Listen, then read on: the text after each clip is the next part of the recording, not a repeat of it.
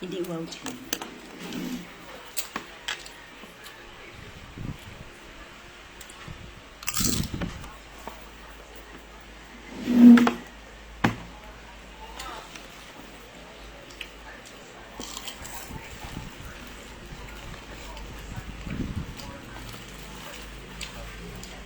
Hello, magandang hapon po sa ating lahat. Magandang hapon po ng Miyerkules sa ating lahat.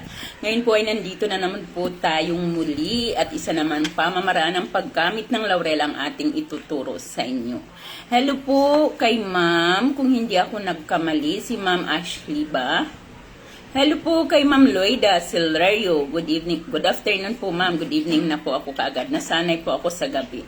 Hi po, Ma'am Loida Silverio. Magandang hapon po sa inyo, guys. So, guys, sa mga lugar na tatamaan ng bagyo, mag-ingat po tayong lahat. Maging handa po tayong lahat. Dito po ay nag-uumpisa na po ang ulan. Kaya kung saan man po kayo ngayong naroroon, ang inyong mga cellphone ay i-charge na po ninyo bago po mawala ng kuryente. Sapagkat sinasabi pong itong bagyo na ito ay malakas, ngunit ang ating pong magagawa sa ngayon ay ang manalangin. Magdasal po tayo na nawa ay hindi na matunaw na ng tuluyan ng bagyong ito at hindi na po ito makapinsala. Kaya magdasal po tayo upang hindi na po ito matuloy. Hello po kay Ma'am. This is Larry Livena. Kay Ma'am Josie Maralet, kay Ma'am Juliana Baon, kay Ma'am Christy Bringas ng Quezon City, kay Ma'am Pini Santos, kay Ma'am Donna Jaliki. Magandang hapon po ma'am dyan sa Damam KSE, kay Ma'am Maria V. Castro, kay Ma'am Chi Hugador Avada ng Sultan Kudarat, kay Ma'am Mildred Usiko Quijada Balasbas. Good afternoon. Kay Ma'am Dison V. Edlin, kay Ma'am Sari Basirayap, kay Ma'am Virgie Arbaha Galanza, at kay Ma'am Josie Biteta. Magandang hapon. Ganon din po kay Ma'am Rosel Sina.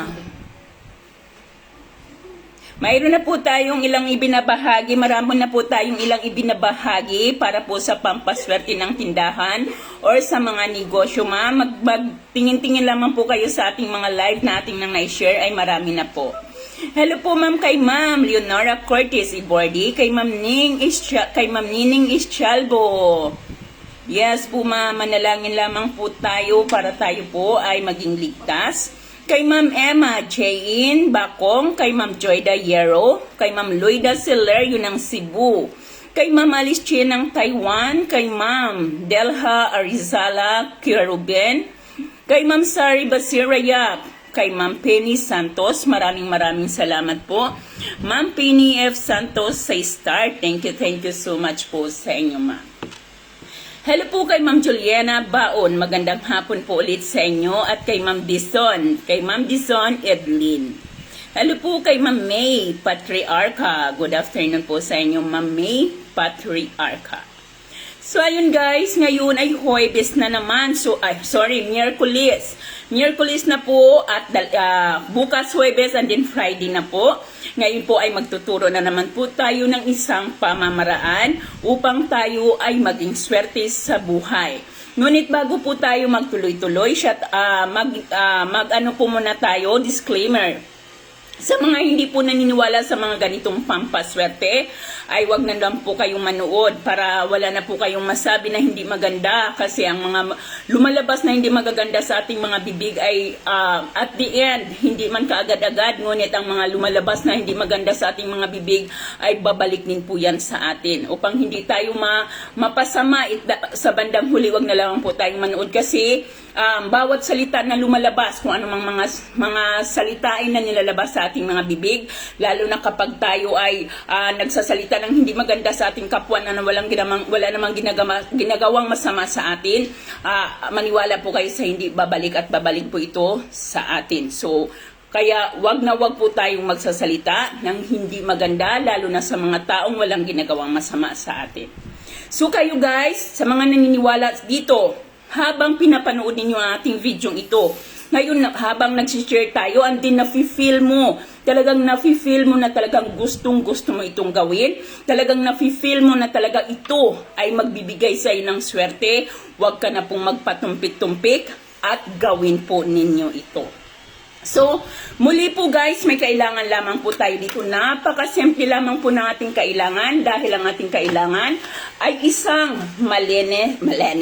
isang malinis na papel. So, ayan, malinis na papel po ang ating kailangan at dahon po ng laurel. Ayan ang ating dahon ng laurel. Ang kagandaan po nito ay pwede tayong gumamit ng dahon na laurel, pwede tayong gumamit ng durog or mga buo ng dahon ng laurel ay wala pong problema. So muli, bago po tayo mag-start sa umaga, pag 6:30 hanggang 9 po ng umaga, bago po tayo magsimula, ang unang-una po natin gagawin ay magdasal. Magpasalamat muna tayo sa isa na namang panibagong umaga ng kaloob sa atin ng ating Diyos Ama. Magdasal tayo ng taimtim. Magdasal tayo, magpasalamat tayo sa mga grasyang ibinigay, sa pagbabantay niya sa atin, sa pag-alalay niya sa atin, at sa mga grasya na Kanya pang ibibigay sa atin. Huwag natin kalimutan yan, palaging magpasalamat. Ngayon, pagkatapos po nating magdasal, pagkatapos nating mag-alay ng panalangin, ay maaari na tayong mag-start. Sumuli, sa paggawa ng pampaswerte, ay hindi tayo dapat nagmamadali. Dapat po tayo ay maglaan ng sapat na oras. Hindi po yung gagawa tayo ng pampaswerte, and then kung saan-saan ka naman lumilingon, at din panay ang tingin mo sa relo, baka naliit ka na sa lakad mo, ay talagang wala pong mangyayari. Dapat po nakafocus tayo kapag tayo ay gumawa ng pampaswerte. Kumbaga talagang mayroon tayong sapat na oras, hindi yung tayo nagmamadali, nag-uura-urada. So ngayon guys, maaari tayo ditong gumamit ng ballpen or lapis. So, mas mainam kung lapis po ang ating gagamitin. So, ayan. Lapis po ngayon ang aking gagamitin. So, sa papel, sa puting papel, dapat po plain na puti. Plain white po ang ating gagamitin. So, dito po sa papel na ito, ay isulat mo ang iyong mga kahilingan ng hindi ginagamitan ng salitang sana. So lahat ng iyong mga kahilingan, lahat ng mangyayari mo lahat ng nais mong mangyari sa iyong buhay ay isusulat mo dito. So halimbawa, sasabihin mo, magkakaroon ako ng sarili kong bahay, magkakaroon ako ng sarili kong negosyo, magiging maganda ang takbo ng aking career o ng aking trabaho, mapopromote ako sa trabaho, magkakaroon ang aking pamilya ay magiging masaya, magiging malayo kami sa anumang uri ng sakit. Lahat po ng inyong kahilingan ay isusulat po ninyo dito. Pagkatapos mo pong maisulat ito, lahat ng iyong kahilingan dito sa ating papel, ang gagawin po natin ay kumuha po tayo ng dahon ng laurel. So, pwede po ang mga durog or kahit may mga sira tulad nito. Ayan. Depende po kung kaano kadami. Kayo na po ang bahala. So, ayan. Kukuha tayo ng ilang pirasong dahon ng laurel. So, ayan po guys. Ayan ang ating dahon ng laurel. Atin itong ilalagay sa ating papel, sa gitna ng ating papel. Ayan. Yan dyan. Pagkatapos po, ay atin itong itutupi. Ayan. Itutupi natin ang ating papel. Itutupi natin itong pagganito. Pagkatapos ay kumuha ka ng kandila. So, kumuha ka ng puting kandila. Kahit gamit na po na kandila ay pwede ninyong gamitin. Pwede ninyong gamitin. Humarap ka sa silangan at sunugin mo ito. Habang sinusunog mo ito, ay ulit-ulitin mong bigkasin ang iyong kahilingan. Ulit-ulitin mong bigkasin sa pamamagitan ng pampaswerteng ito, ako ay siswertihin sa aking buhay. Magkakaroon ako ng sariling bahay, magkakaroon ako ng negosyo, ang aking pamilya ay magmalayo sakit, at ang aking pamilya ay magkakaroon ng pagmamahalan, respeto, at pagkakaisa. So ayan guys, lahat po ng inyong kahilingan, walang ginagamit na salitang sana. Kapag tayo po ay humiling, basta wag tayong maiinip. Dahil kung tayo ay may paniniwala, kung tayo ay may dedikasyon at may sikap, ang ating mga kahilingan ay ating makakamtan. Basta samahan natin ito sa anumang uri ng pampaswerte na ating ibinabahagi. Basta't lagi natin itong samahan ng panalangin at pagsisikap at dedikasyon, tiyak na ito ay ating makakamit. Kahit ano pang pagsubok, ang pagsubok po sa buhay ay hindi po talaga yan nawawala. Hindi na po yan nawawala, kasama na po yan. Bago pa lang tayo isinilang sa mundong ito, ang mga pagsubok ay kaakibat na. Ngunit nasa sa atin po kung paano natin ito dadalhin. Minsan hindi po natin maiiwasan na panghihinaan tayo ng loob, ay natural po lamang yan. Ang importante ay matuto tayong bumangon at mas maging matatag pagkatapos ng kabiguan. Huwag pong hayaan na kapagkatapos ng kabiguan ay tuluyan ka ng babagsak at hindi ka natatayo.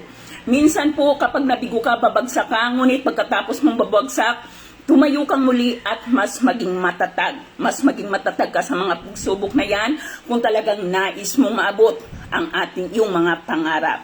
Kasi bawat isa sa atin ay may kanya-kanyang pagsubok. So may kanya-kanya na po bago pa lang tayo isinilang. Bago ka pa lang ipinanganak sa mundo ay mayroon ka ng pagsubok na talagang nakalaan sa'yo. Kasi lahat naman ng pagsubok ay hindi po ibibigay sa atin kung hindi natin kakayanin. Minsan nga po lamang yung iba talagang mahina ang loob.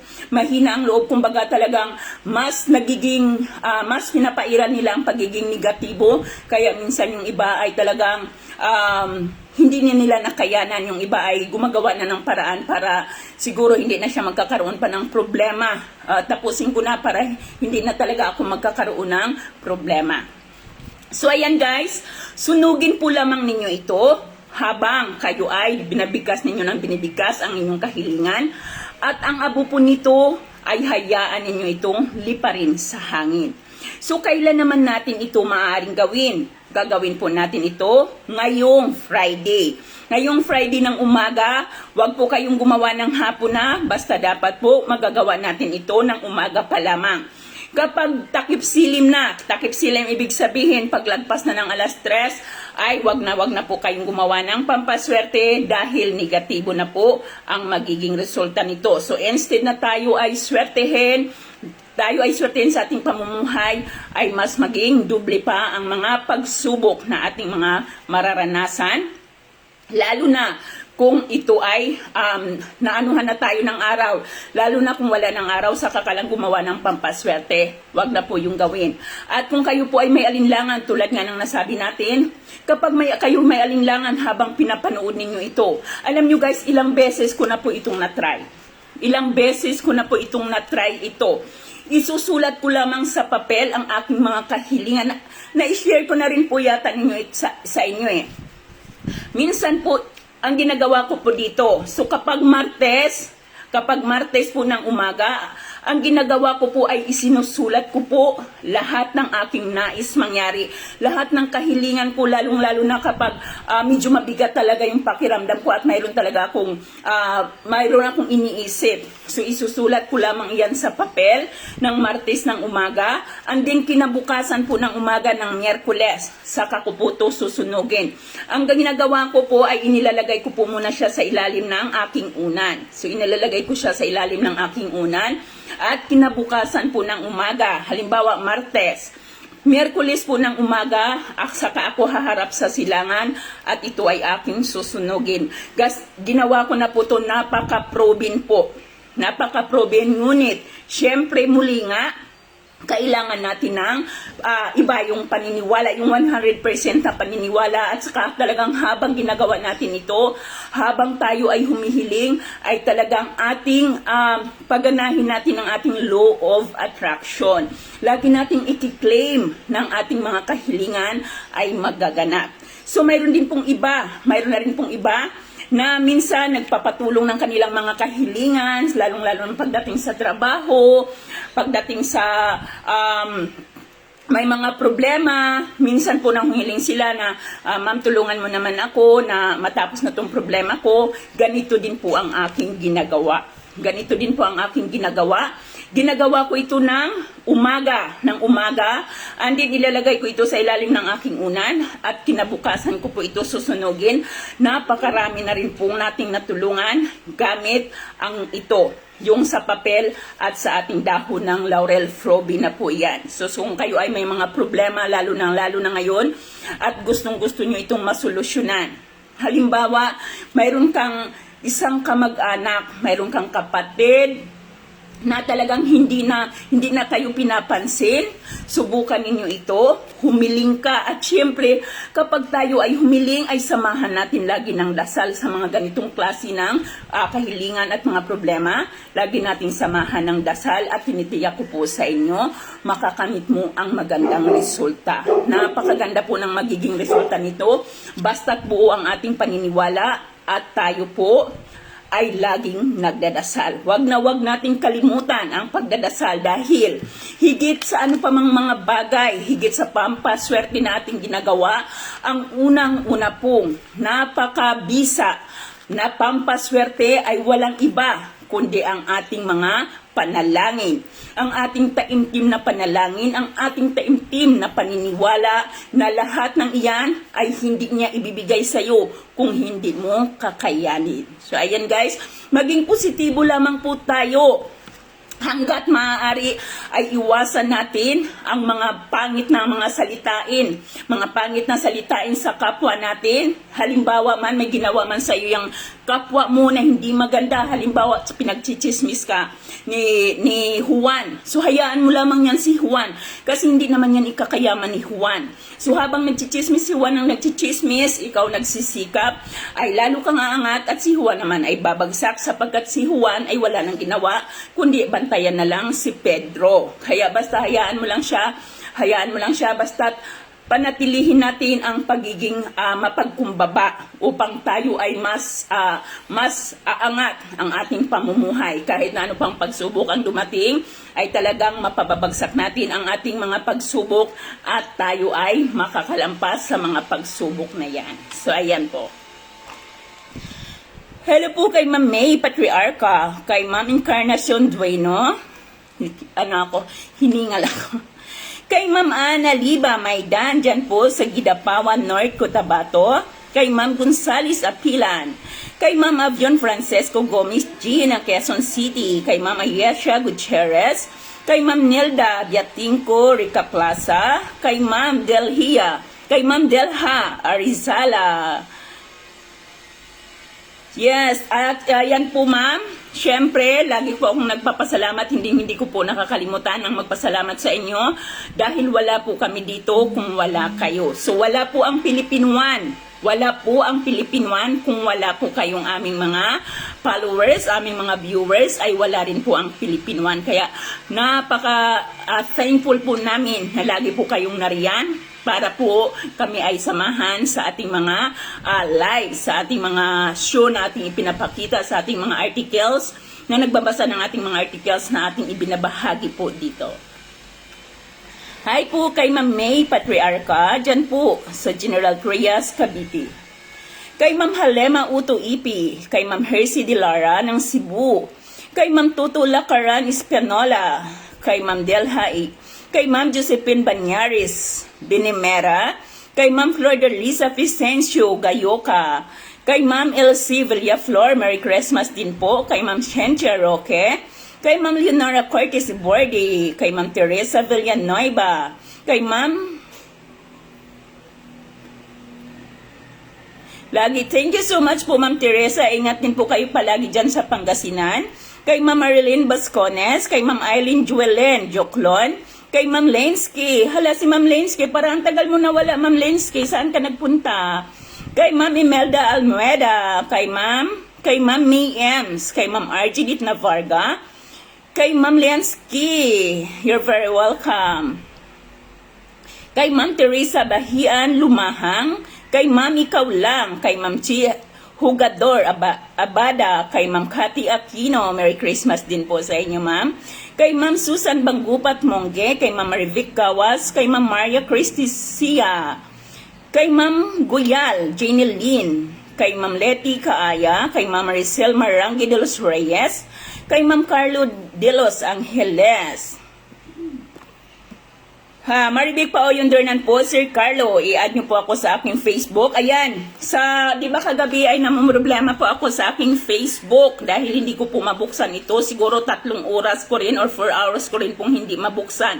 Talagang pinilit kong i-recover yung aking Facebook. So sa awa na po ng Diyos naman, ay na-recover ko na po ang aking Facebook kagabi din.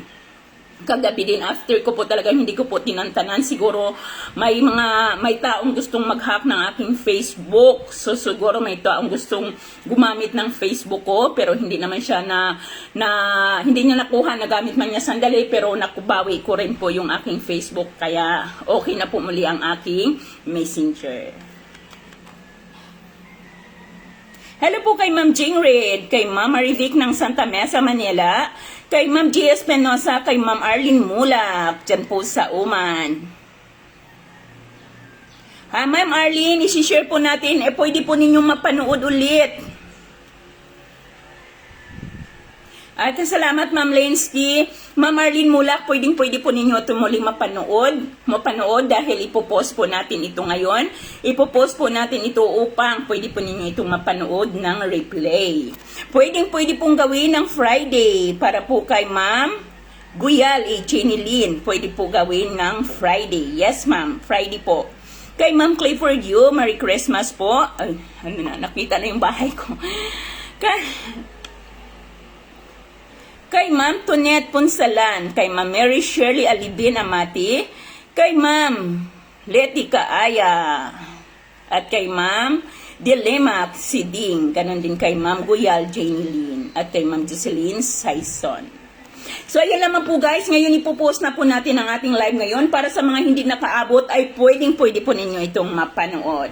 Sir Carlo Marivic pa o yung Dornan po, Marivic pa o yung Dornan. Para po kay Sir Carlo de Los Angeles, ang aking Facebook account ay Marivic pa o yung Dornan.